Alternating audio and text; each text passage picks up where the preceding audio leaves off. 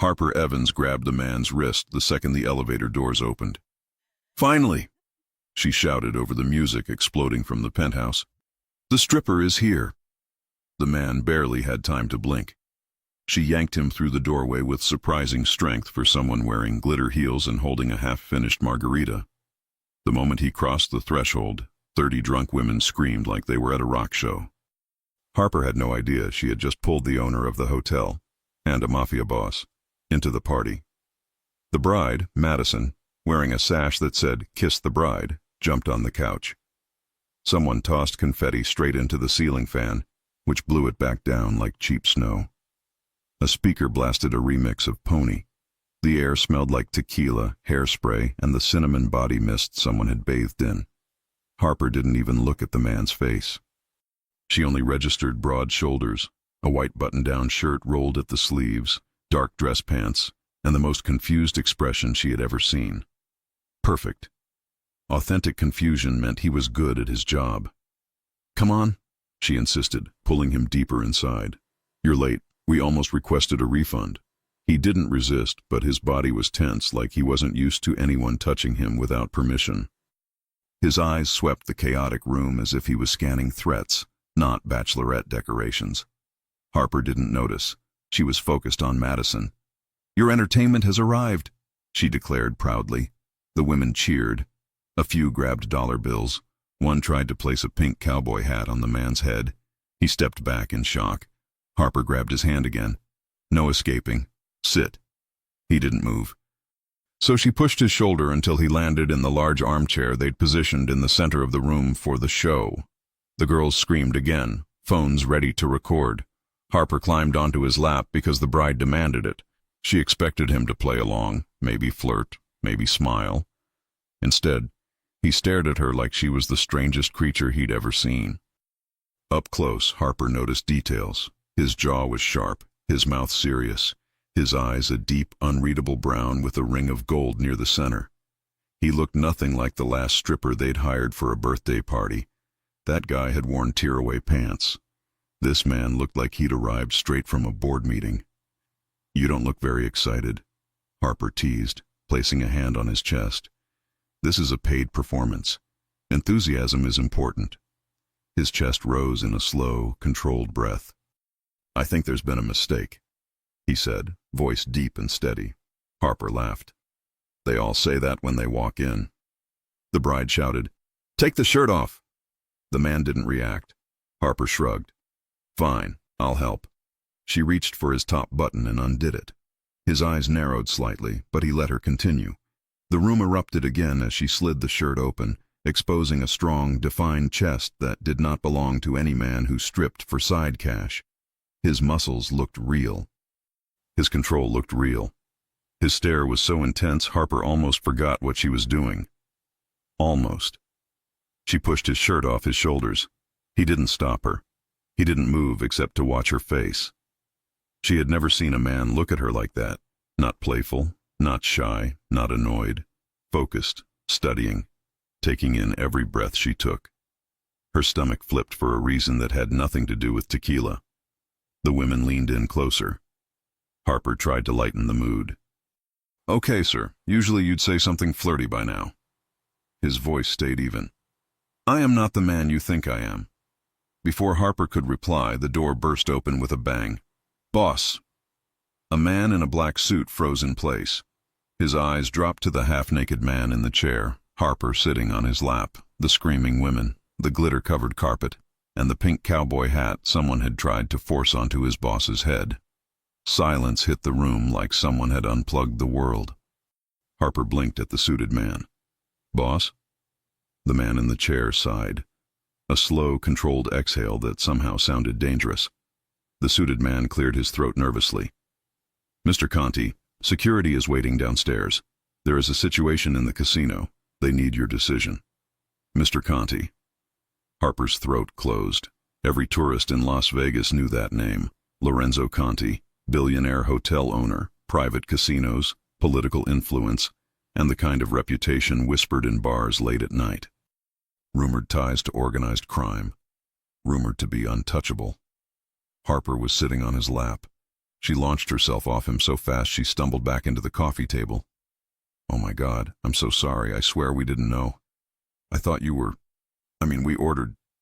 Not that we ordered you. Oh my God, please stop me from talking." The women scrambled behind furniture like he had the legal right to arrest them, execute them, or both. Madison hid behind the sofa cushion like it was a shield. Lorenzo Conti stood, picking up his shirt but not putting it on. He draped it casually over his shoulder, chest still exposed, every line of muscle visible under the soft penthouse lighting. He didn't look angry. He looked curious. He took one slow step toward Harper. "What exactly did you think I was?" he asked. Harper wanted the building to collapse on her. Entertainment professional." Lorenzo's eyebrow lifted, his voice lowered. "You thought your friend hired me to strip in my own hotel?" A few women snorted into their hands. Harper could not feel her soul anymore. It had left her body. The suited man, Nick, cleared his throat again. "Sir, we really need to go. If the other family is involved..." Harper froze. Family. Rival family. She had watched enough true crime documentaries to know what that meant. Lorenzo didn't react to Nick's warning. He kept his eyes on Harper, studying her like she was the most interesting thing he had seen in years. "Your name?" he asked. Harper swallowed. Harper. Harper Evans." He repeated it softly, like he wanted to test the weight of it. Harper Evans. Hearing her own name from his mouth gave her a shiver she couldn't explain. He finally turned toward the door, picking up his phone. Nick walked ahead, speaking urgently into his earpiece. Lorenzo followed, but paused in the doorway. He looked back at Harper again, not angry, not offended, not amused anymore, interested, focused, determined. Harper held her breath. Then he left. The second the door closed, the room exploded. Madison threw the pillow at Harper. "You sat on Lorenzo Conti. I didn't know it was Lorenzo Conti. You undressed him. I thought it was his job." Another friend screamed. "You touched a Mafia boss." Harper collapsed onto the couch and covered her entire face with both hands. "I'm going to prison. Or witness protection. Or the bottom of Lake Mead." But under the humiliation, under the panic, she felt something else she couldn't name. A strange awareness in her chest. A spark that had nothing to do with fear. Much later, when all the women were asleep, Harper walked to the window and stared at the Las Vegas lights. She rubbed her forehead, trying to forget the entire night. Maybe Lorenzo Conti would be too busy to think about her again. But on the 62nd floor, Lorenzo sat in a private office, watching the penthouse security footage on a large monitor. He watched the moment Harper grabbed his wrist, the moment she smiled at him, the moment she opened his shirt like she owned the night. Nick stood beside him, uneasy. "Boss, why are you watching this again?" Lorenzo didn't answer right away. When he finally spoke, his voice was low. "Find everything about her." Nick blinked. "Everything? She's just a tourist." Lorenzo leaned back in his chair, eyes still on Harper's face frozen on the screen. "She touched me like I was no one," he said quietly. "I want to know who she is." Nick hesitated. "You think she's connected to the problem downstairs?" "I don't know," Lorenzo said. "But something about her is not random." He zoomed in on her face, her surprised laugh, her bright eyes, her hands on him. Nick shifted. "You want her background?" "Everything," Lorenzo repeated. "Name, work, family. Where she lives, who she loves, who she fears. Everything." The screen paused on Harper smiling at him. He stared at it like a man seeing a target, or something far more complicated. Harper Evans woke up with a dry mouth, a pounding headache, and a memory so humiliating she wanted to fake her own death. For a few seconds she stared at the unfamiliar ceiling of the penthouse suite, listening to the soft snores of friends scattered across the floor. A few empty bottles rolled near the minibar. Someone had fallen asleep hugging a shoe. Then everything hit her at once. She had sat on the lap of a Mafia boss. She had undressed him. She had ordered him to smile. "Oh no," Harper whispered, covering her face with her hands. Madison stirred on the couch. "Harp, you alive?" "Unfortunately." Madison laughed, rubbing her eyes.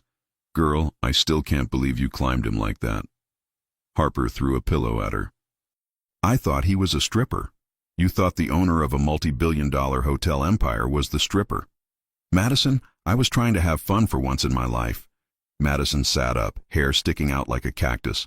Honestly, he didn't look mad. He looked entertained.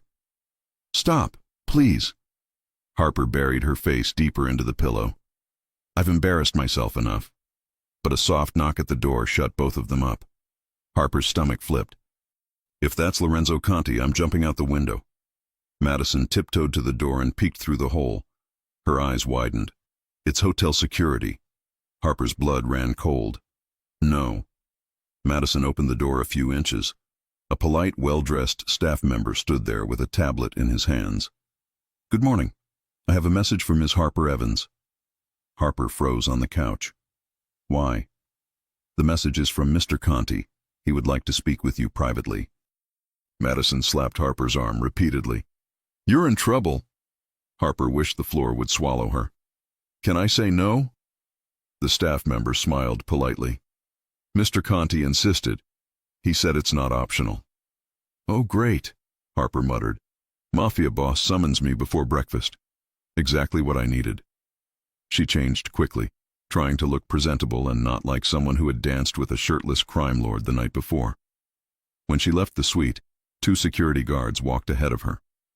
Another followed behind. "Is this necessary?" Harper asked. "For now, yes," one guard answered. "For now? What does that mean?" "You'll see." That answer was the opposite of reassuring. They brought her to a private elevator that required a key card. They scanned it, and the doors closed instantly, taking them down several floors until the doors opened into a silent hallway lined with dark wood and soft lights. It didn't look like part of the hotel open to guests. A man in a gray suit waited near a large door. He gave Harper a brief nod and opened it. "Ms. Evans, please." She stepped inside. Lorenzo Conti stood by a wide window, hands in his pockets, looking out at the strip far below. He wore a dark shirt, sleeves rolled once, revealing strong forearms. His hair was slightly messy, like he hadn't slept. Harper swallowed hard. Hi. About last night." "Sit," he said without turning. His voice wasn't rude, it was controlled. Calm. Too calm. Harper sat in the chair across from a large desk. Lorenzo finally turned toward her. He looked different without the chaos of the party lights. Serious, focused, still intimidating, but in a quieter way that made her chest tighten. "I wanted to make sure you were not harmed," he said. "Your friend's party was unusual." "That's one word for it," Harper mumbled. He sat across from her, leaning back slightly. Harper Evans, marketing assistant, part-time event planner, grew up in Oregon. Lives in a small apartment outside Denver, late on rent twice this year. Never been arrested. No known connections to organized crime. Harper blinked. How do you know all that?" "I had someone check," he said simply. "Check? Like, investigate me?" "Yes." Her jaw dropped. "Because I accidentally climbed you." His lips twitched, like he wanted to smile but stopped himself. "Because you pulled me into a room full of drunk women while there was a potential threat in my casino." Harper stared at him. "That is not my fault. I thought you were the entertainment." "I noticed. You didn't correct me." "I tried. You were too quiet. You were too confident." Harper felt heat rise in her cheeks again. She looked away, embarrassed. "Okay, I get it. I messed up. It was stupid." "It was unexpected," he corrected. "Is that your polite word for stupid?" "No, that is my polite word for interesting." Harper's heart skipped. Before she could respond, someone knocked and entered quickly. Nick, the suited man from the night before, handed Lorenzo a phone. "We found something," Nick said quietly. Lorenzo's expression sharpened. "Show me." He tapped the screen and turned the phone so Harper could see. A photo. A grainy surveillance-style image taken near the casino. Of Harper. Talking to Madison. Nothing suspicious, except the angle. Where did you get this? Harper asked. Nick answered. It was on the phone of a man we detained downstairs last night. He is connected to a rival group. Harper felt her stomach twist. Why would someone take a picture of me? Nick shrugged. You tell us. I don't know any criminals, she protested. Lorenzo watched her closely. I believe you. Harper froze. She didn't expect that. But, he continued, your face being on a rival's phone is not something I can ignore. I didn't do anything. I know. His voice softened slightly. But you were in the wrong place at the wrong time. Nick added, these people notice everything. They could have seen you talking to him last night and misunderstood. Talking to who? Harper asked. Lorenzo didn't answer. Harper leaned forward.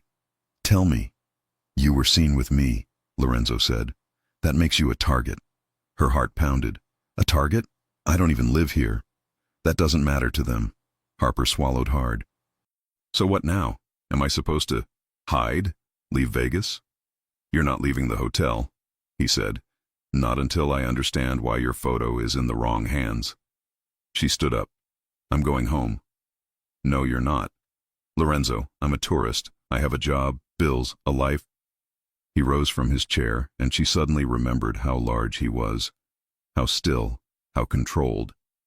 You will stay here until I decide it's safe, he said softly. If you leave, I cannot protect you. I don't need protection. You do now. Harper clenched her jaw. Why are you doing all of this? Because I embarrassed myself. Because you're angry. Lorenzo stepped closer. Harper, you dragged me into that room. You sat on my lap. You put your hands on me. His voice lowered. And now someone has your picture on their phone. Forgive me if I don't believe that's a coincidence. Harper's breath caught. You think this is connected? I think someone saw you with me. And if they believe you matter to me, they will try to use you. Matter to you? She repeated. His gaze didn't change. People make assumptions. Harper wanted to argue, but fear mixed with something she didn't want to name. He stepped back. I'm assigning you a suite on a restricted floor. You will stay there until I say otherwise. And what if I refuse? He stared at her with a calm that felt more dangerous than shouting. You won't. She exhaled shakily. You can't just trap me here. I'm not trapping you. I'm protecting you. That's the same thing. No, he said quietly. Trapping you would mean I benefit from keeping you close. Protecting you means I'm responsible for you being in danger. Those are not the same. Harper didn't know what to say. A security guard approached the door. Mr. Conti, we need you downstairs. Now. It's urgent. Lorenzo nodded once. Harper, go with Nick. Stay in the suite. Do not wander. Do not leave. She crossed her arms. I don't like being ordered around. That's fine, he said, walking past her. But you're still doing it. He left the room with 2 guards. Nick gestured politely. Ms. Evans? Harper followed him out, furious and terrified at the same time. As Nick escorted her toward the private elevator, Harper lowered her voice. Is this what he does? Control people? Nick didn't answer right away. He controls danger, he finally said. Sometimes that includes people. That's not comforting. It wasn't meant to be. When she reached the new suite, she stepped inside and found a spacious room with a view of the city. Clean, luxurious, silent. She walked to the window and stared at the strip far below. The lights felt colder today. She didn't ask for any of this. She wanted a simple weekend with her friends. She wanted to forget work stress and life problems. And now she was stuck inside a Mafia boss's private suite because some unknown enemy had decided to take her picture. She paced the room, running a hand through her hair. This is insane. Her phone buzzed. A message from Madison. Are you safe? Do we need to call someone? Do not make out with him. Unless he's hot in person. Then maybe. Harper groaned. She typed back, I'm fine. Just stuck in a suite. It's complicated. She didn't add, It's complicated because a criminal might think I'm important to a mafia boss I accidentally climbed like a jungle gym. That part sounded insane even in her own mind. Hours passed. Harper paced, showered, organized her purse, reorganized her purse, and then gave up. As the sun started to set, she walked toward the window again, trying to calm her breathing. But across the street, in a dimly lit building, a faint glimmer caught her eye. A reflection. A lens. Someone was watching the hotel, watching her window. Harper stepped back instinctively. She grabbed the phone Lorenzo had left for her and typed a message to Nick. Someone is looking into the windows from the building across the street. I saw a reflection. Maybe a camera. Room 5401. Nick replied instantly. Stay away from the window. Lock the door. Do not move. Harper's heart pounded. She backed away slowly, pressing her spine against the wall. Minutes later, she heard footsteps outside. 3 men rushed into the suite. 2 guards and Lorenzo. He scanned the room, eyes sharp. Harper, are you hurt? She shook her head. I don't know. Something was pointed at the window. Lorenzo walked to the glass, observing the building across the street. His jaw tightened. Nick handed him a phone. Boss, you need to see this. Lorenzo looked at the screen. Harper stepped closer, trying to see.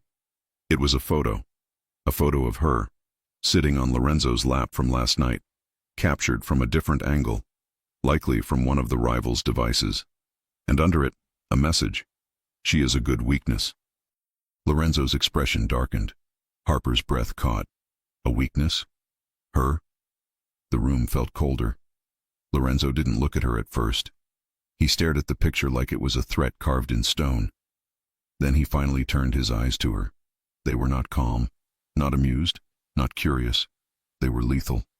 Lorenzo didn't speak for nearly a full minute after reading the message under Harper's photo.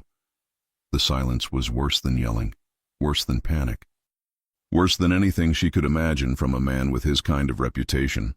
Harper stood completely still, afraid to move or breathe. Nick waited by the door, tense. Finally, Lorenzo lowered the phone and looked at Harper with an expression she couldn't read.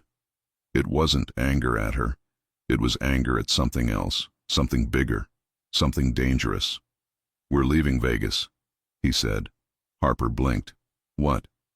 This hotel is compromised. Someone got close enough to take this angle. He lifted the phone slightly. They were inside the casino, or inside the garage. They were watching us before I realized it. Us? Harper echoed softly. Lorenzo didn't flinch. They think hurting you would hurt me. Harper's chest tightened. But we don't know each other. They don't know that, he said sharply. They only know what they saw. A guard stepped toward him. Boss, we can secure the floor. Reinforce the windows. No. Lorenzo's voice was firm. I'm not keeping her here another night. Harper pointed to herself. I can leave. I can go home. I don't need... You're not going home, he interrupted. She stared at him. You're not serious. I'm very serious. Lorenzo, you can't just take me somewhere. You're already involved, he said quietly. If you return to your apartment, they will find you before I do. The directness in his tone made her chest feel heavy. I didn't ask for this, she whispered. I know, he said. But it's still happening. He turned to Nick. Prepare the jet. 1 hour. Nick nodded and rushed out. Harper shook her head. I can't leave the state. I have a job. You won't have a job if you're dead, Nick said from the hallway. Lorenzo shot him a warning look. Nick disappeared. Harper pressed a hand to her forehead. This is insane. Lorenzo stepped closer. Harper, I'm not negotiating this. You're safer with me than anywhere else. She looked up at him, suddenly aware of just how close he was. Why do you care this much? His jaw tightened. Because I am the reason they noticed you. Her breath caught. He turned away before she could respond. Pack what you need. You're coming with me to New York. 2 hours later, Harper found herself walking through a private hangar behind the hotel. The sun wasn't fully up yet, and the cool Vegas air made her shiver. Lorenzo walked ahead with 2 guards beside him. Nick walked behind her like he was guarding royalty. Harper hugged her hoodie tighter. "I feel like I'm being arrested." Nick shrugged. "We don't arrest people." "That's comforting." "Wasn't meant to be." She glared at him. Lorenzo walked up the ramp into the jet without looking back, but Harper noticed he slowed slightly, making sure she was following. Inside, the private jet was quiet and spacious. Cream leather seats, soft lights, a small hallway leading to a private cabin. Harper sat nervously in the nearest chair. Lorenzo sat across from her, elbows resting on his knees, watching her with an intensity that made her shift in her seat. "You can sleep," he said. "It's a 5-hour flight." "I can't sleep," she replied. "Your world is too loud." He raised an eyebrow. "My world." "You know what I mean." Lorenzo leaned back. "What happened to you is not normal. I understand that." "I don't understand any of this," she admitted. "A few hours ago I was drinking margaritas. Now I'm on a private jet with a man whose security team is watching my window like I'm some kind of VIP target." He studied her quietly. "You handled everything better than most people would." "That's not true." "It is." His tone was firm. "You didn't scream. You didn't panic. You didn't freeze. You reacted. You sent a message. You followed instructions." Harper scoffed. "I was terrified." "That's normal." He paused. "Fear doesn't make you weak. It makes you aware." She looked down at her hands. "Do you deal with this often?" "Threats?" he asked. "Yes, but not like this." "Like what?" He looked directly into her eyes. "With someone else involved." Harper felt something warm and unsettling in her chest. She looked away quickly, pretending to adjust her seatbelt. He didn't push further. When the jet landed in New York, it was early morning. The air was cold and crisp compared to Vegas. A black SUV waited on the tarmac, along with another vehicle behind it. Guards stepped out, scanning the area. "This is too much," Harper whispered. "People are staring." "People always stare," Lorenzo said. She looked at him. "Doesn't it bother you?" "No." The ride to the city took nearly an hour. Harper watched the skyline grow larger and larger, the tall buildings reflecting the early sun. She tried to admire the view, but anxiety kept twisting in her stomach. When they pulled up to a tall glass tower with a golden Conti logo at the top, Harper's jaw dropped. "You live here?" she asked. "For now," he replied. "For now?" she repeated. "I move when I need to." Harper's pulse quickened. Inside the building, everything smelled clean and expensive. Guards greeted Lorenzo with formal nods. Elevators required biometric access. Cameras followed every angle. Harper whispered, "I feel like I shouldn't touch anything." "That's good," Lorenzo said. "Most things here are expensive." She rolled her eyes. He smirked. They reached the top floor, a massive penthouse with floor-to-ceiling windows overlooking Manhattan. The living room was modern and sharp, all clean lines and dark colors. It felt intimidating, like Lorenzo himself. "This is where you'll stay," he said. "Where?" she asked, overwhelmed. He nodded down a hallway. "Second door, guest suite." Harper walked inside and gasped. It was larger than her entire apartment back home.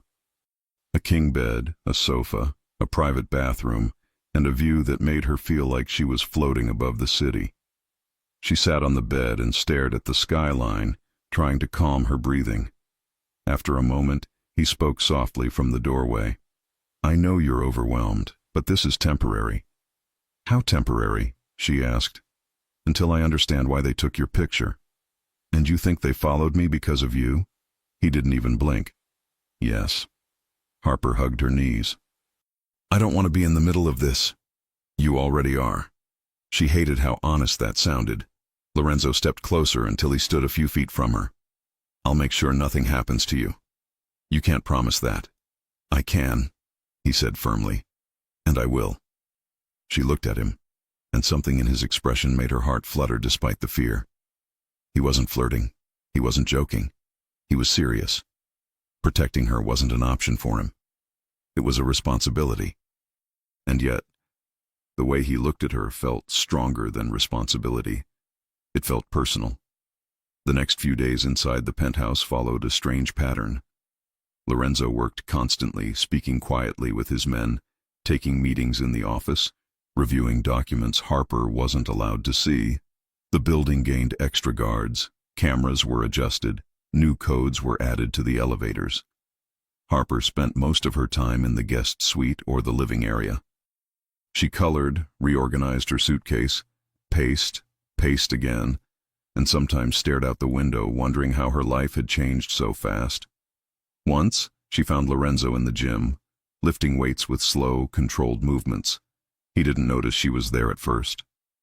She watched the tension in his arms, the scars on his ribs, the faint bruise near his shoulder. He finally looked up. "Need something?" "No," she said quickly, embarrassed she'd stared too long. "Just exploring." He nodded. "You can use the gym if you want. I prefer not being crushed by barbells." He smirked. "Fair enough." Another day, they ate dinner at a small private restaurant inside the tower.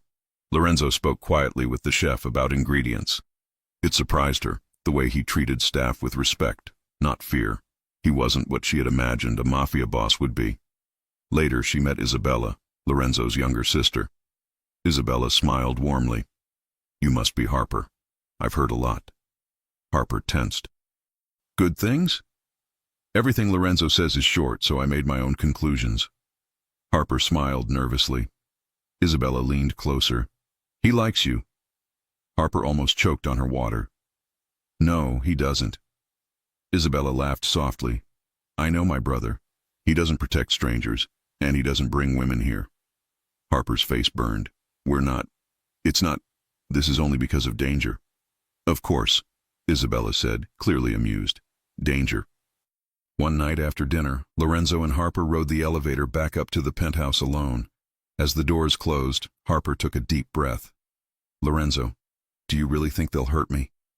He looked at her in the reflection of the elevator wall. "If they think it will hurt me, yes. But I'm just a tourist."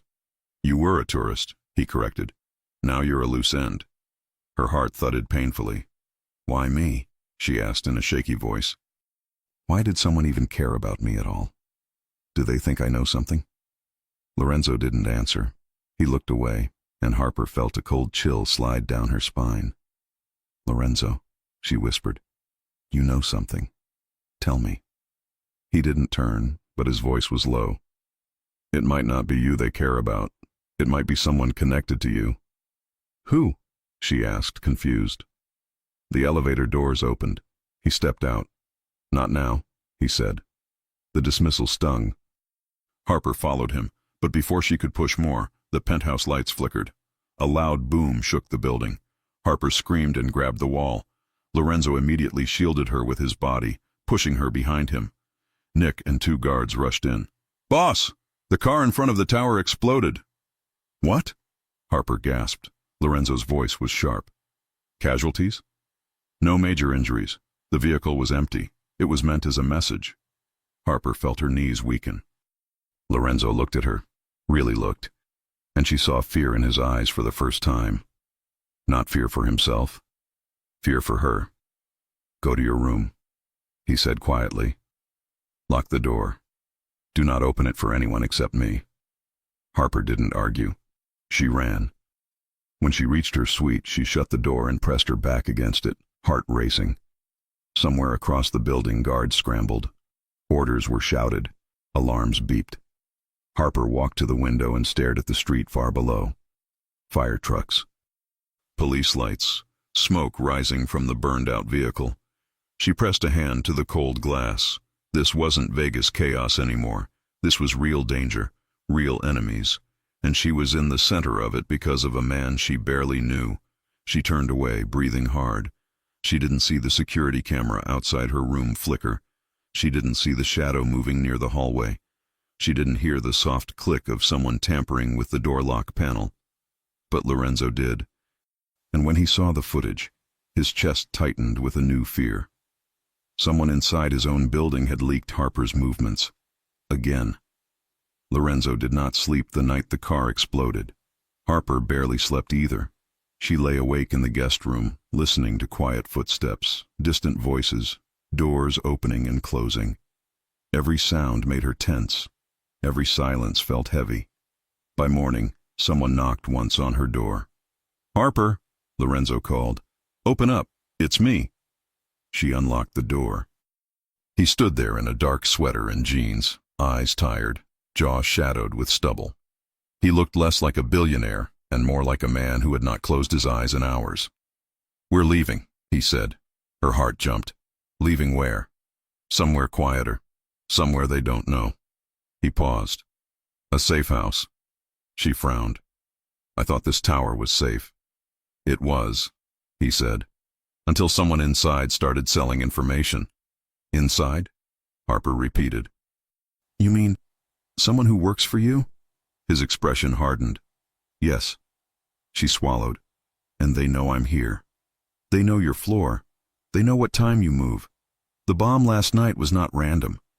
He held her gaze. "I am not keeping you in a place I can't trust."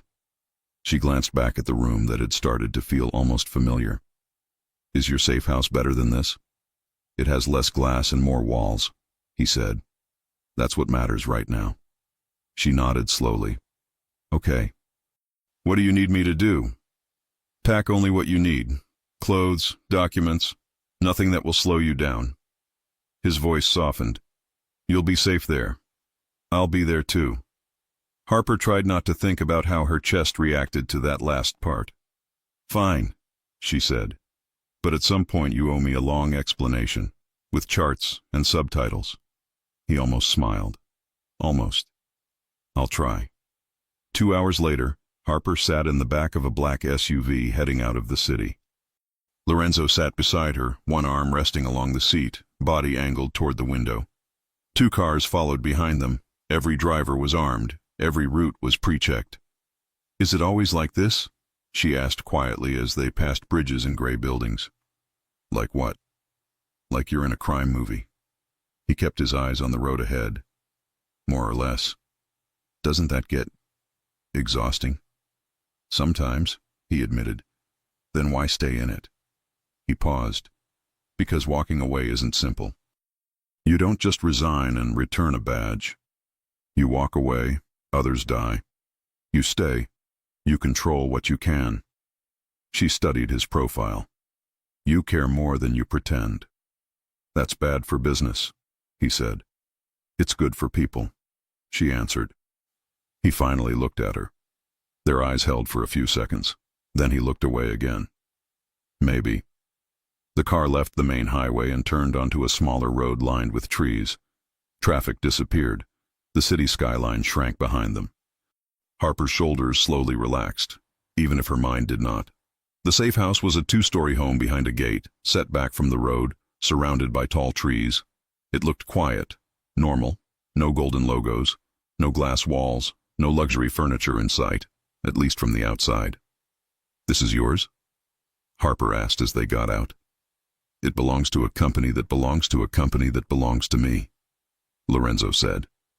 "On paper it looks boring. That is the point."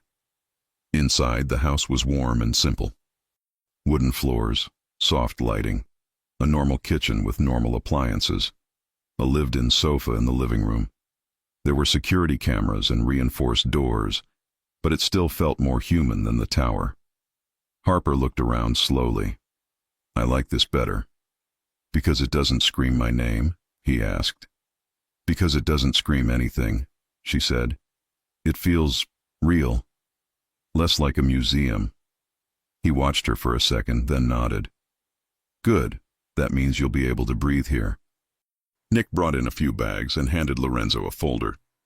"We've limited the list of people who know about this location. Me, Isabella, Marco, and Luis. That's it. No one else gets the address unless you approve." Lorenzo took the folder. "Good." Harper eyed Nick cautiously. "So you know where I sleep now, too?" Nick gave a brief smile. "I knew that before you knew my name." She was not sure if that was comforting or disturbing. Lorenzo showed Harper the room she would use. It had a double bed, a dresser, and a small desk by the window. The view showed trees and a small gravel driveway. It's simple, he said, but safe. I like simple, she replied. There was a brief silence. If you need anything, tell me, he said. You mean tell you or tell your security? He hesitated. Tell me first. Something soft flickered in her chest again. I will, she said quietly. The first day in the safe house was strange. Harper helped in the kitchen because she refused to sit and do nothing while men walked around with guns outside. She chopped vegetables, washed dishes, and tried to ignore the fact that men took turns circling the property with earpieces. At one point, Lorenzo walked in and stopped when he saw her at the stove. You cook? He asked. She lifted a pan lid. I cook better than I strip. A laugh escaped him before he could stop it. It was short, low, and real. Harper smiled despite herself. Was that an actual laugh? Don't tell anyone, he said.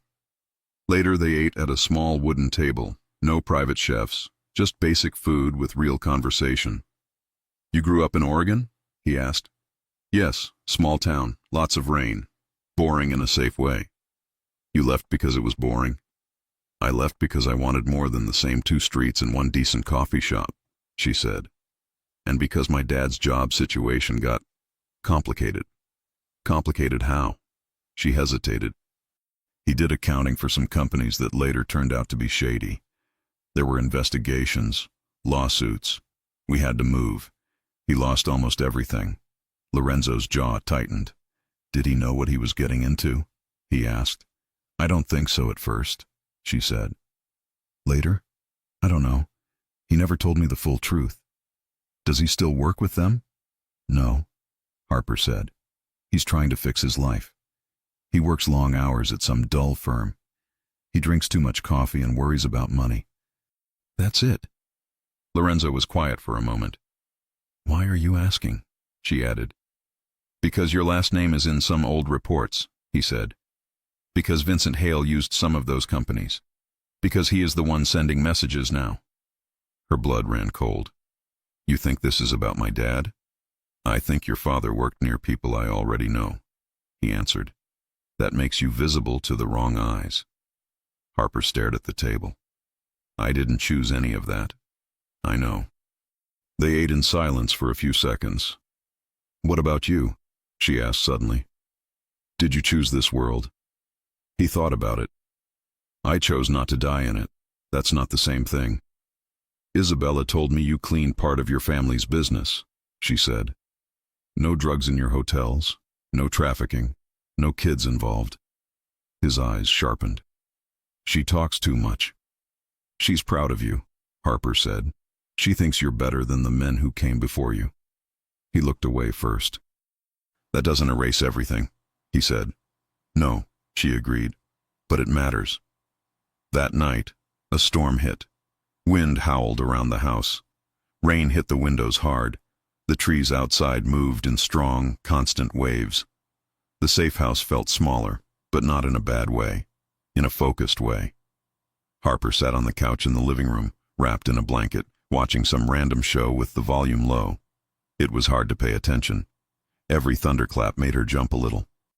When the lights suddenly went out, she froze. Great, she whispered. Perfect timing.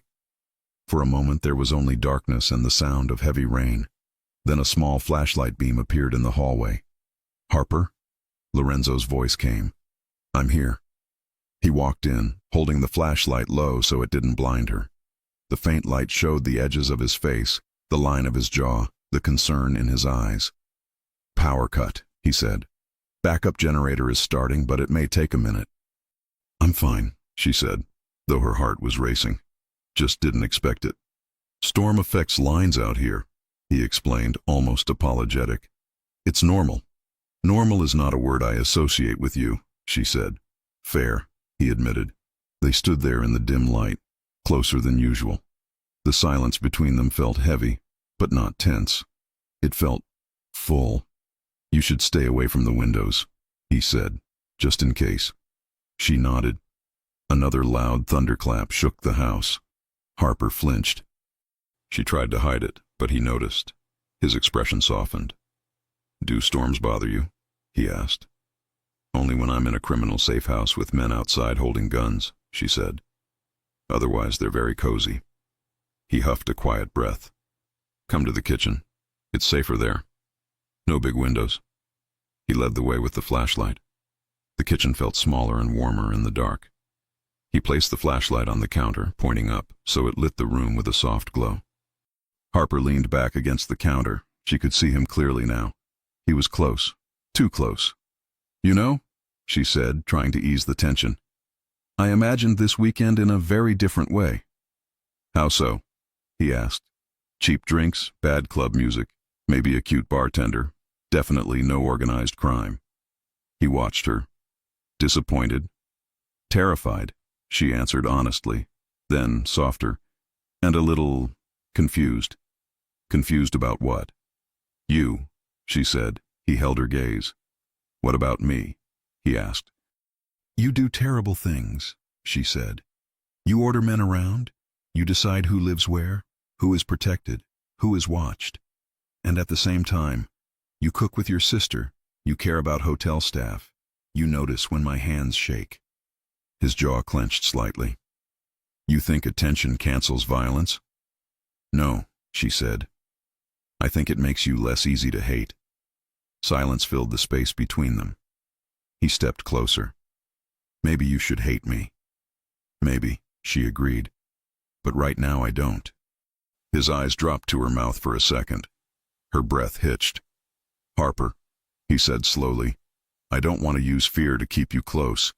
If you want to leave when this is over, I'll let you go. Her chest tightened. What if I don't want to think about when this is over right now? What do you want to think about? He asked. She swallowed. Right now? Yes. You, she said softly. And the fact that I'm very aware of you standing this close. His hand brushed the counter near her hip, not touching her yet. I'm aware of you too. She looked up at him, heart pounding.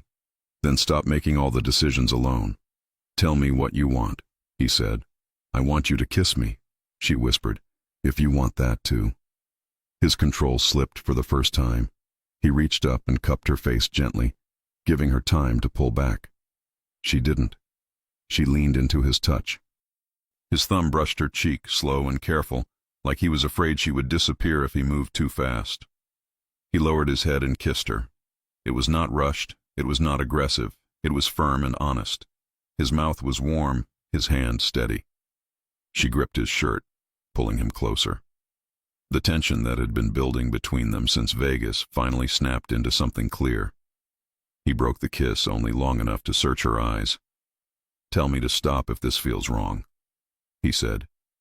It doesn't, she breathed. He kissed her again, deeper this time.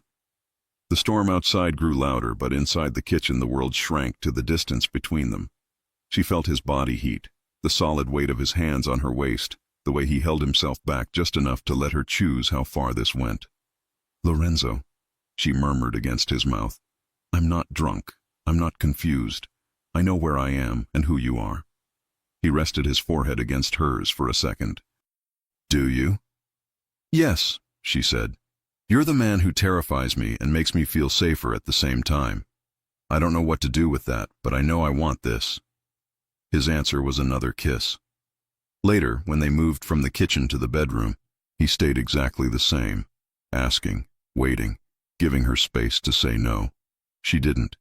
She said yes, again and again, with her hands, her mouth, her body, her words. Nothing about that night was casual. Nothing about it was a distraction. It was a clear choice on both sides. The next morning, Harper woke up in a bed that smelled like soap and his cologne. Light filtered through the curtains. The storm had passed. The house was quiet. Lorenzo sat in a chair near the window, fully dressed, watching her with an expression she couldn't read right away. It wasn't regret. It wasn't pride. It was something heavier. Good morning, she said softly. Morning, he replied. She sat up, pulling the sheet with her. Are you okay? I am now, he said. You? She nodded. I don't regret it, if that's what you're worrying about.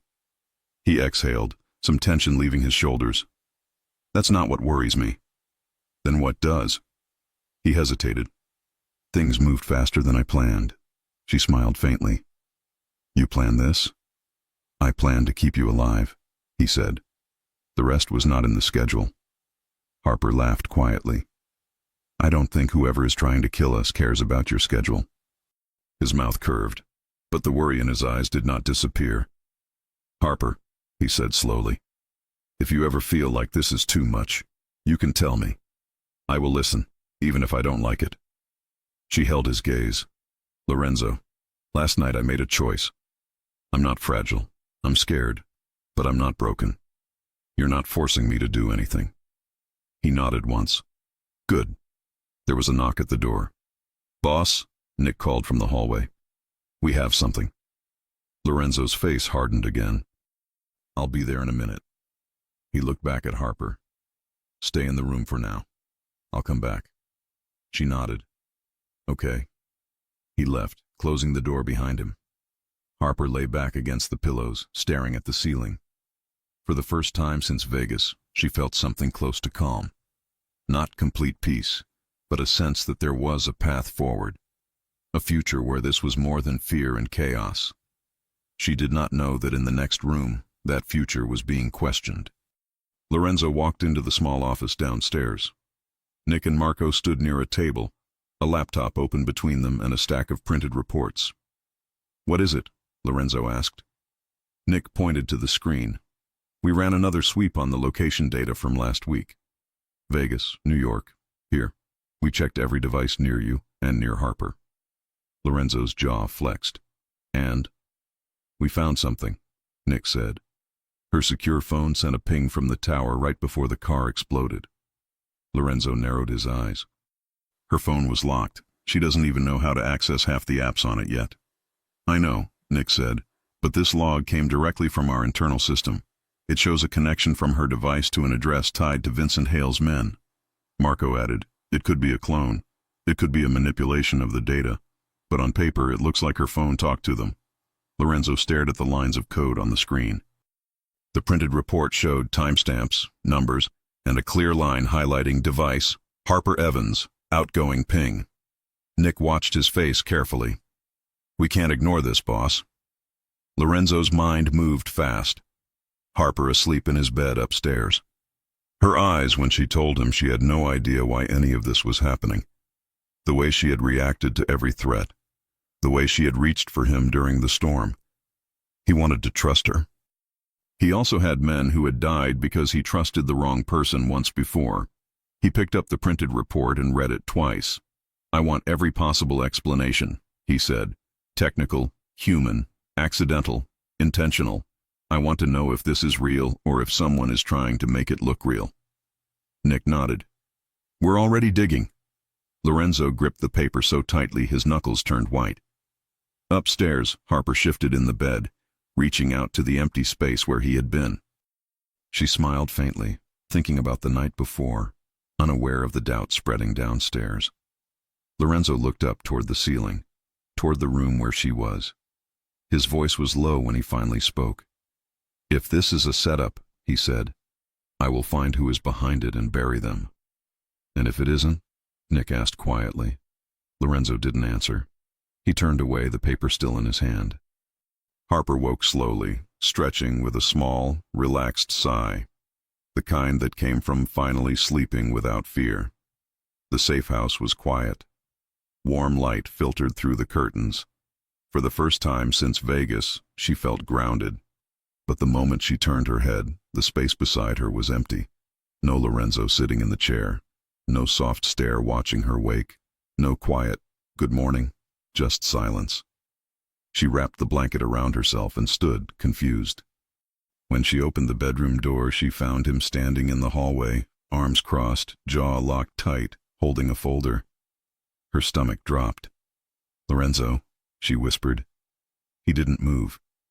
Come into the room, he said quietly. Something was wrong. She felt it immediately. The distance, the coldness, the way he didn't look at her mouth or hands or hair like he always did.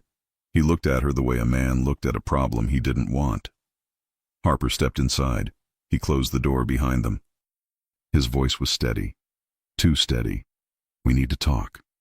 Her heart sped up. Okay, what's going on? He opened the folder. Your secure phone sent a location ping to a number connected to Vincent Hale. Harper felt the sentence hit her like a punch. What? She breathed. It happened the night of the car explosion. He didn't raise his voice. Somehow that was worse. The signal came directly from your device. Harper shook her head instantly. No. No, Lorenzo, I don't even know how to send anything. You gave me that phone. I barely know how to turn it on. He stared at her, expression unreadable. She felt her throat tighten. Lorenzo, look at me. I would never contact anyone. I don't know these people, I swear.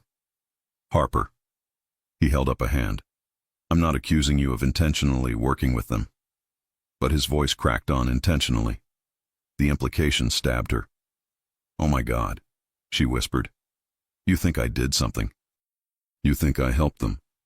I'm saying there was a leak, he said. And on paper, the leak traces back to your device. But not to me, she cried. I would never do that. I want to believe that. Her chest felt like it was collapsing. You want to? You don't? Lorenzo looked away for the first time. His silence was worse than shouting. Harper stepped closer, voice trembling. Lorenzo, last night, I trusted you. You trusted me. She swallowed hard.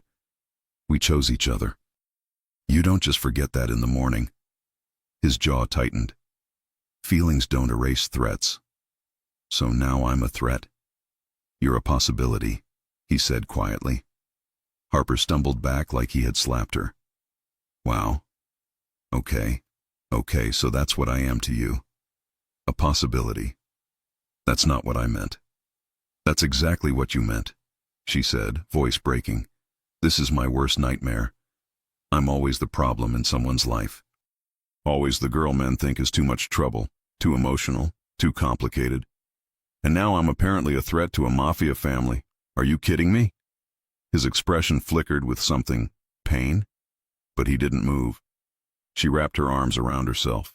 Last night you looked at me like I was someone you wanted, someone you cared about. I woke up thinking maybe I wasn't alone anymore, and now you're standing there holding a file and looking at me like a liability. He didn't deny it. Harper laughed once, a broken sound. Wow, I really know how to pick them. Harper, he said softly, I'm trying to protect everyone, including you. You're not protecting me, she whispered. You're punishing me. He blinked. I'm punishing you? Yes, for something I didn't do. You think I'm stupid enough to leak my own location to a criminal? You think I'd betray you, after everything? I never said betray. You didn't have to, she cut in. You're acting like I'm guilty. Silence. She backed up until her legs hit the edge of the bed. What do you want me to do? Swear on my life? Cry? Prove myself? I don't have proof. I don't have anything but my word. I'm not asking for proof. Yes, you are. You just won't say it. He inhaled slowly. I have to move you again. You can't stay here. Her chest caved. Move me? Where? Back home. Harper froze. You're sending me away? Until I understand what's happening, it's safer if you're not here. She stared at him in disbelief. You think being alone makes me safer? You won't be alone. I'll assign a team. No, she said, voice cracking. I don't want your team. I want you to trust me. He closed the folder. I need time. She shook her head. Time? We don't have time. Someone is trying to kill us. And you want time? He didn't answer. Harper whispered. Last night meant nothing to you. It meant something, he said quietly. Too much. That's the problem. She felt tears burn her eyes. Get out. Harper. Get out. For the first time since Vegas, Lorenzo Conti obeyed someone else. He left the room slowly, closing the door behind him, and Harper collapsed onto the bed, pressing her face into her hands, shaking from heartbreak, fear, and humiliation. An hour later, bags were packed. Harper walked down the stairs with silent steps. Lorenzo stood near the front door, hands clasped behind his back, looking like marble. Nick waited by the SUV, jaw tight, eyes unreadable. Isabella tried to hug Harper, but Harper shook her head, eyes too wet to speak. "Please don't go," Isabella whispered. "I don't have a choice," Harper said. Isabella glared at Lorenzo. "This is wrong." "It's necessary," he replied. Harper walked past him toward the car without a word. He didn't stop her. He didn't reach for her. He didn't fight. And somehow, that hurt more than anything else. Nick opened the back door. "We'll take you to the airport, then fly you home with 2 guards. Harper nodded, swallowing hard. She didn't look back at Lorenzo. She couldn't. The car door closed. The engine started. Lorenzo stood on the porch as the SUV rolled down the gravel driveway, his expression unreadable, but his fists clenched at his sides. Harper watched him through the tinted window, just once. Then he disappeared behind the trees. She whispered to herself, "I should have never opened that door in Vegas." Nick drove in silence for nearly 30 minutes. Harper stared out the window, wiping tears quietly, trying to breathe. The safe house vanished behind them. The main road stretched ahead. Then, from nowhere, tires screeched. A black truck slammed into the side of the SUV. Harper screamed as the vehicle spun violently. The guard in the passenger seat shouted orders into a radio. The SUV skidded to a stop against a barrier. Harper's ears rang. "Down!" the guard yelled, grabbing her shoulder and pushing her toward the floor. Bullets hit the side of the vehicle. Nick pulled out a weapon, cursing. "How the hell? We didn't tell anyone this route." Another truck blocked the front. Masked men jumped out. The guard tried to fire back, but a blast hit the back door. He shouted, "They're trying to breach!" Someone yanked the door open. A rough hand grabbed Harper by the arm. She screamed, kicking, trying to claw at the seat. Nick reached for her. "Harper!" A gun hit him across the face, knocking him back. The men dragged Harper out of the SUV and lifted her into a different vehicle. "No!" she cried, kicking, fighting, trying to break free. "Let me go!" One man covered her mouth with a gloved hand. "Sorry, sweetheart. Orders." She fought harder. A needle pricked her neck. Her vision blurred. Nick stumbled toward the men, blood dripping from his eyebrow. "Don't touch her." The door slammed in his face. The last thing Harper saw before darkness took her was Nick screaming her name through shattered glass. When Harper woke, her mouth tasted like metal. Her head throbbed. Her wrists burned. She was tied to a chair in a cold gray room with a single bulb overhead. Her vision slowly sharpened. A door opened. A tall man in a suit walked in. Vincent Hale. He smiled like a man greeting a guest at a dinner party. "Well, well," he said. Harper Evans, the tourist who became a very interesting problem. Harper's heart raced. "Why are you doing this?" Vincent walked in a slow circle around her. "Because Lorenzo Conti is careful, hard to manipulate, hard to break. But you?" He paused. "You're easy." "I don't know anything about you," she said. "I'm not part of this." "Oh, you are," Vincent said. "Your father used to work for companies that hid my money. Money that vanished. Money Lorenzo now controls. And you appeared beside him like a gift." "That's not true," she said. Vincent smirked.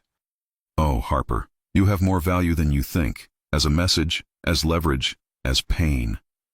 He crouched in front of her. "And you are going to help me destroy Lorenzo Conti." Harper felt ice fill her chest. She whispered, "I'll never help you." He smiled.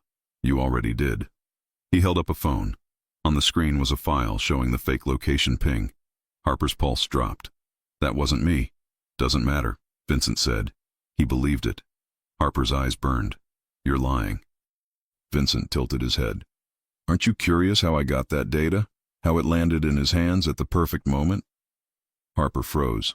Vincent stood and tapped the door twice. A shadow appeared in the hall. Footsteps. A figure stepped into view. Nick. Harper felt her blood turn to ice. Nick smirked.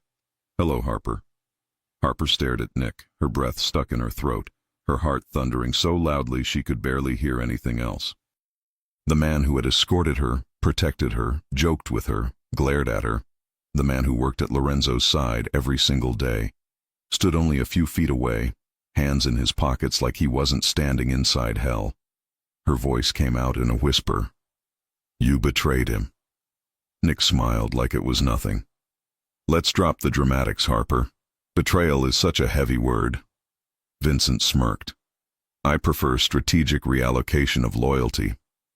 Harper pulled on the ropes binding her wrists. Why are you doing this? Lorenzo trusted you. Nick shrugged. That man doesn't trust anyone. Not really. He gives orders. He expects obedience. Trust? That's an illusion he uses to keep people close.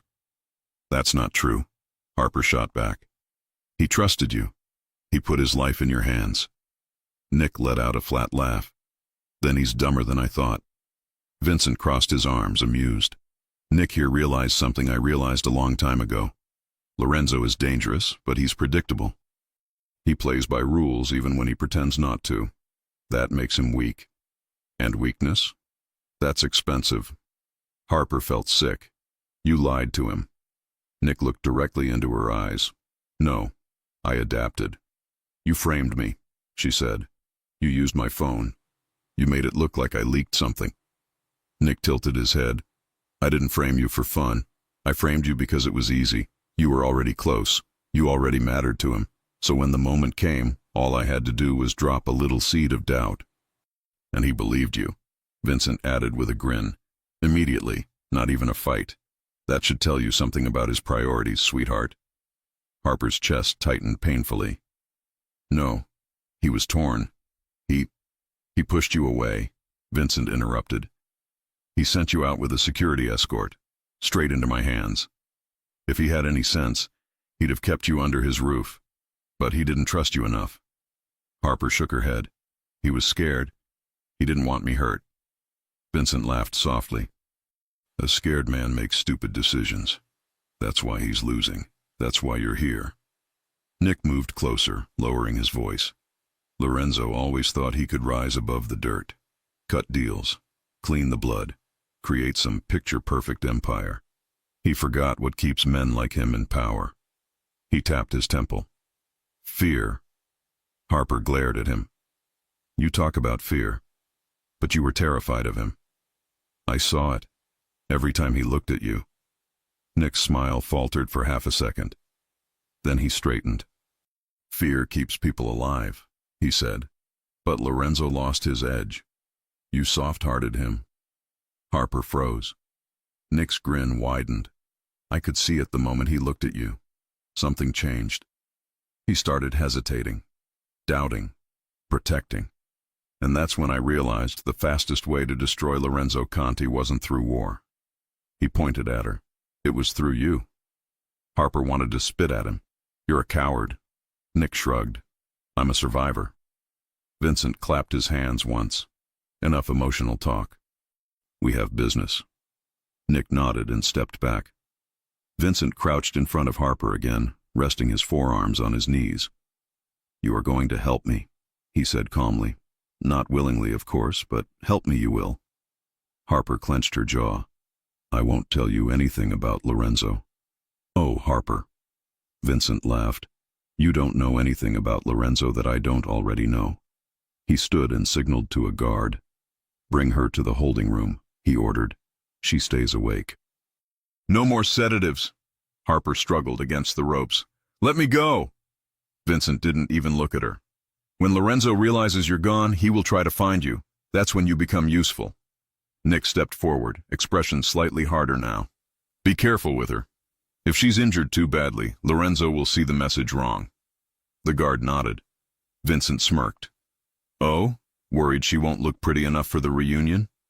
Nick didn't react. Harper was dragged out of the room. She fought, kicked, twisted, but the ropes cut into her wrists and the guard didn't loosen his grip. Vincent called after her. Don't worry, Harper. Your boyfriend is on his way. The words followed her like poison. Back in New York, Lorenzo was a man unraveling. His jaw was bruised from the moment he punched a reinforced wall so hard his knuckles split.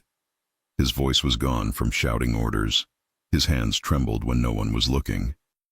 He paced the room in the safe house like a caged animal, staring at the bloody gravel photograph Nick had sent from the attack site. Harper was taken, Marco repeated. We found shell casings with Hale's markings. Lorenzo's voice was raw. Why wasn't I called the second the route changed? Marco swallowed. Because Nick... Lorenzo spun toward him, every muscle in his body turning to steel. Nick what? Marco hesitated. Nick switched the vehicles before departure. He said it was for security reasons. Lorenzo's stomach dropped like stone. Where is Nick now? He asked. We can't reach him. The world went silent. Lorenzo's pulse hammered. The betrayal slammed into him with brutal clarity. Nick, his right hand, his closest man, the one who stood beside him for years, the one he trusted with Harper, the one he trusted with his life. And Nick betrayed him. Nick had framed Harper. Nick had delivered her straight into danger. Nick had controlled the entire attack. Lorenzo pressed both hands to the table, head bowed.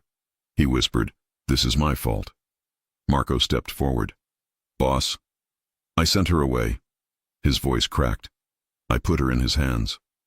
Marco didn't answer. There was nothing he could say. Lorenzo straightened slowly. When he lifted his head, the man who turned around wasn't the man Harper knew last night. It was the coldest version of Lorenzo Conti. Dead calm, sharp eyes, no hesitation left. "Get me every file on Nick's movements," he said. "Every call, every transfer, every message. I want every connection he has made in the last 5 years." "Yes, boss." "And get a team together," Lorenzo added. "We leave in 1 hour." Marco nodded. "Where are we going?" "Hale's strongholds," Lorenzo said. "All of them." Marco blinked. "That'll start a war." Lorenzo's voice dropped. "He took something from me. I'm ending this." Harper was shoved into a holding room, cement walls, a metal chair, a single light overhead. Her hands were tied to the back of the chair. Her legs were bound. Each breath hurt. She forced herself to stay calm, stay alert, stay alive. She replayed Nick's words in her head. "He believed the file. He pushed you away. He made you an easy target." It hurt more than she wanted to admit. She squeezed her eyes shut. "No," she whispered. "He's coming. He has to." Because last night wasn't casual. Not for her, and not for him. Footsteps echoed outside. Metal scraped. Someone opened the small hatch in the door. A guard tossed a water bottle onto the floor and slammed it shut again. Harper leaned forward on the chair legs, stretching as far as she could until she hooked the bottle with her foot and dragged it closer. Then more voices echoed down the hall. She recognized one instantly.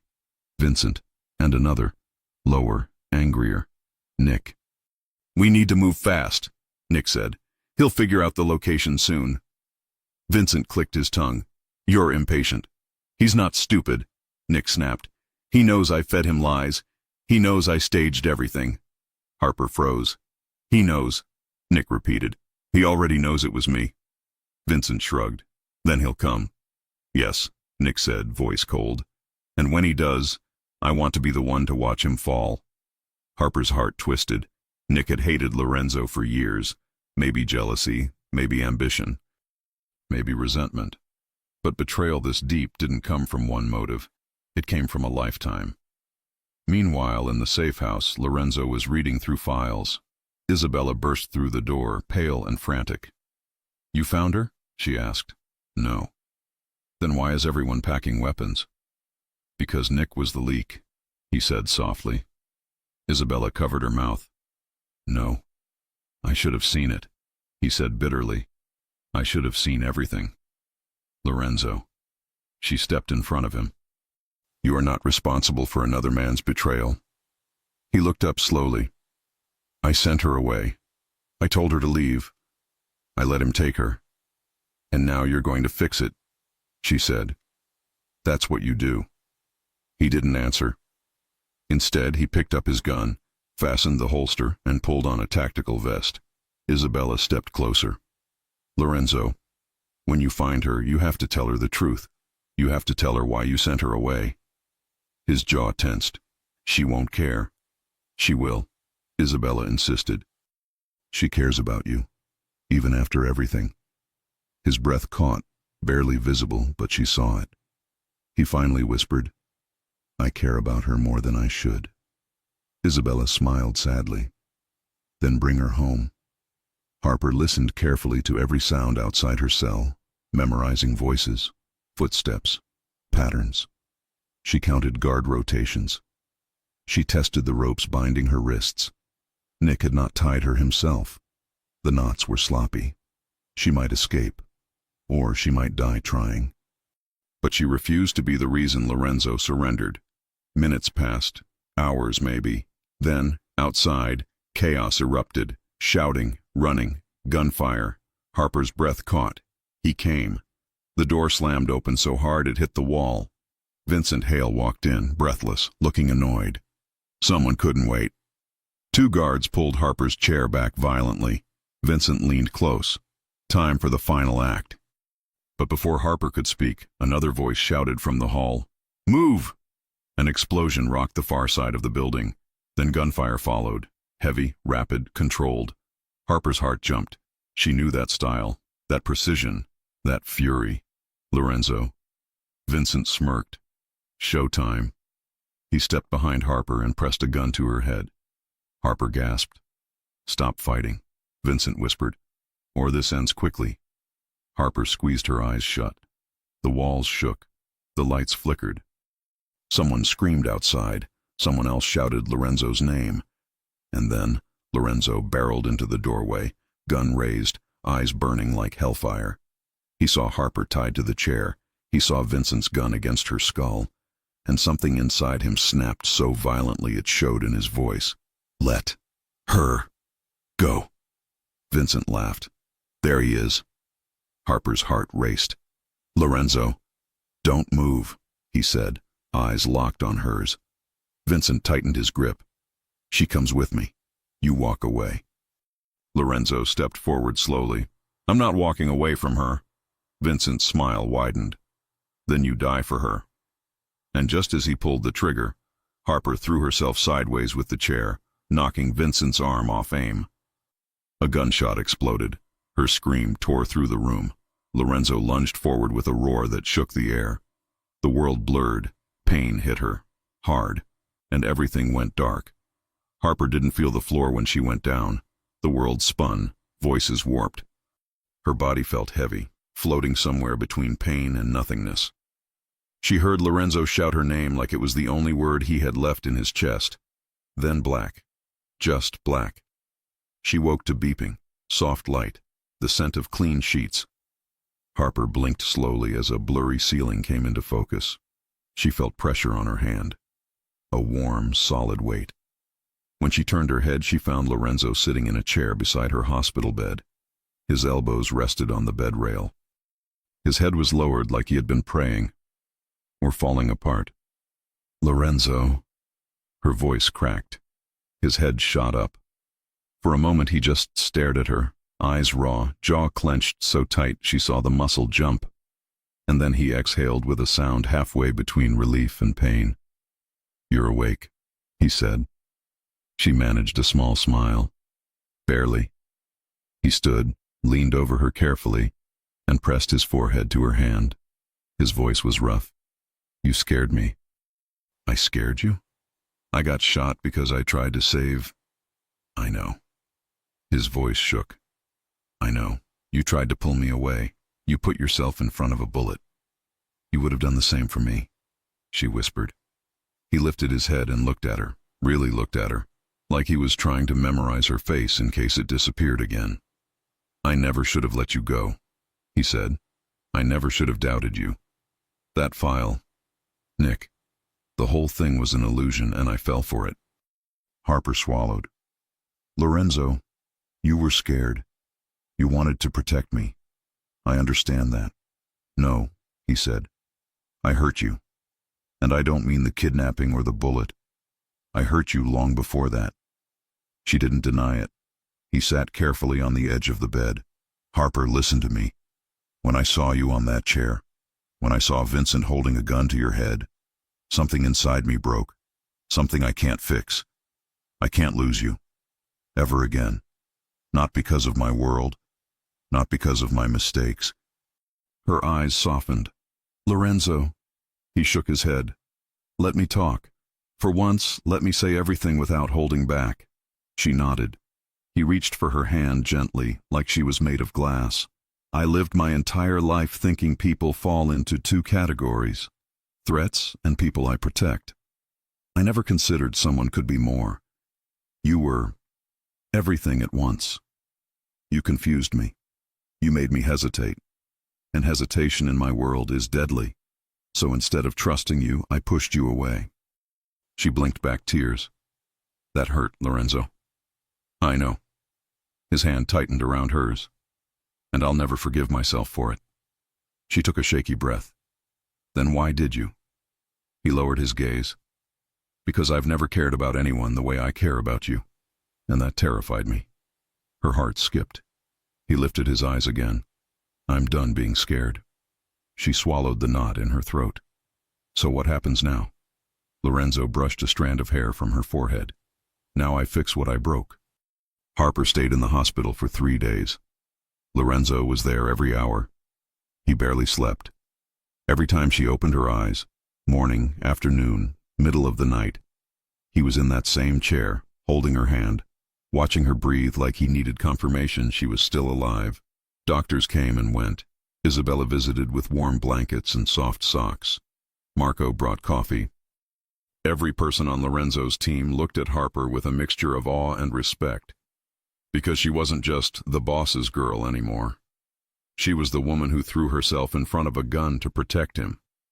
You saved his life, Isabella said one evening. He'll never love anyone the way he loves you. Harper's cheeks warmed. I didn't think. I just reacted. That's what love looks like, Isabella said softly. Harper didn't answer, but she knew Isabella was right. On the 4th morning, a nurse entered with a smile. Good news. You're ready to go home. Home? Harper echoed. Lorenzo stood so fast he knocked his chair back. She's cleared? The nurse nodded. She needs rest, but yes. Harper looked at him. And home means... He didn't blink. With me. Her breath caught. Lorenzo. I know, he said before she could protest. You want independence? You want choice. This time I'm not taking that from you. She stared at him. So, what are you asking? I'm asking where you want to go. She hesitated. Her apartment was miles away, small, lonely, unsafe. The life she had before Lorenzo felt like someone else's world. A world before danger, before chaos, before love. She looked at him. I want to go with you. The relief in his eyes was impossible to miss. The ride back to New York City was quiet. Not tense, just full of unspoken things. Lorenzo had her tucked against his side in the SUV, her head resting against his shoulder. His hand stayed on her thigh protectively, as if removing it would risk losing her again. The tower came into view, tall, powerful, intimidating. Harper tensed. The last time she was here, she had felt like she was living inside a cage. Lorenzo noticed. If this place brings you bad memories, we never have to stay here again. She looked up at him. I'm not afraid of the building. Then what are you afraid of? Being trapped, she admitted. He nodded slowly. Then I'll make you a promise. She held his gaze. No locked doors, no guards outside your room, no decisions made without you. Her chest warmed. Okay. And you tell me when you want space. If you want your own apartment, I'll buy you one tomorrow. If you want to live in Oregon again, I'll get you there in an hour. If you want to work away from me, I'll make it happen. Nothing changes unless you want it. Harper touched his hand. Lorenzo, I'm not asking for space. His breath caught. I'm asking for trust, she said softly, and for a life that makes sense for both of us. He leaned forward, pressed a slow kiss to her forehead and whispered, I'll give you everything you ask for. 2 weeks passed. Harper healed slowly. Lorenzo didn't push. He didn't demand.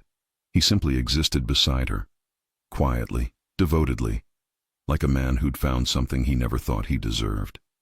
He showed her the legitimate parts of his empire, the hotel operations, the charity foundation Isabella ran, the community centers he funded quietly. She learned that Lorenzo Conti wasn't just a mafia boss.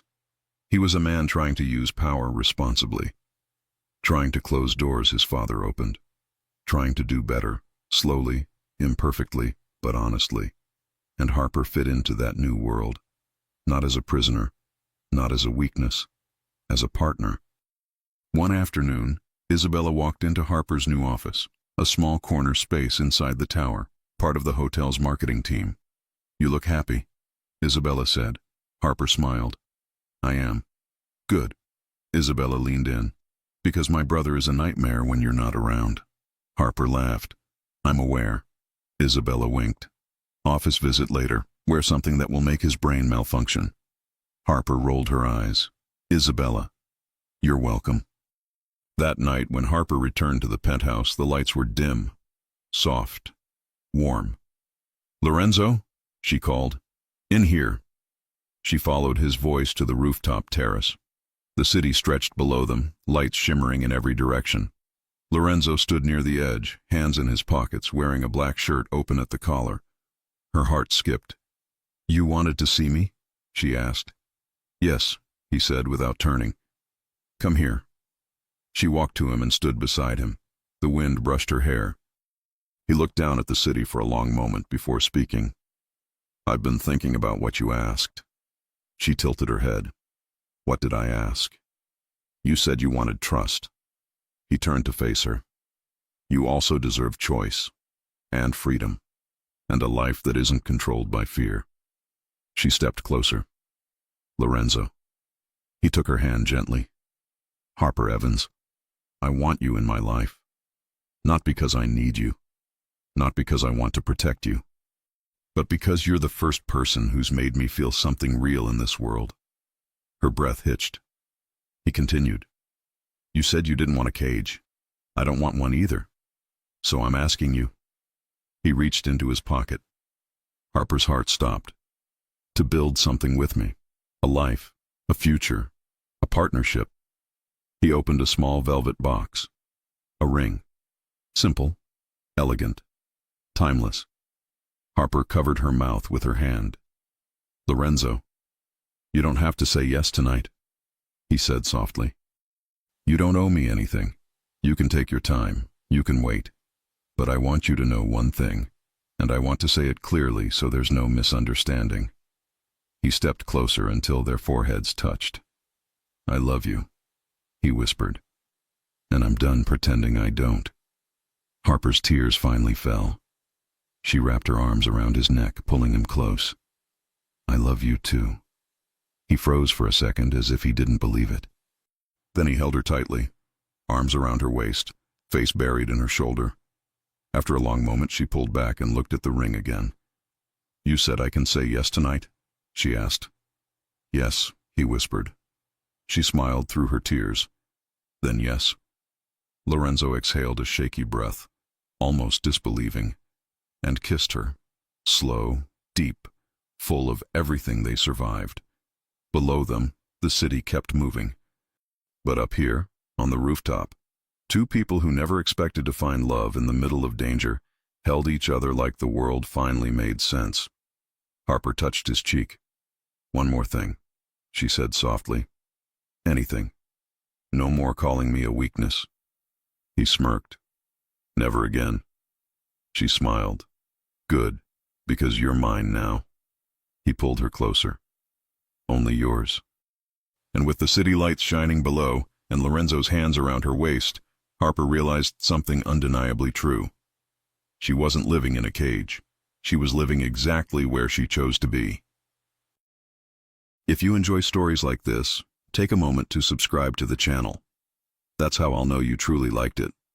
Even if you're watching on your TV, grab a second to join this family of fans who love emotional and heartfelt stories. Your support means everything, and it helps us bring you even more tales like this one.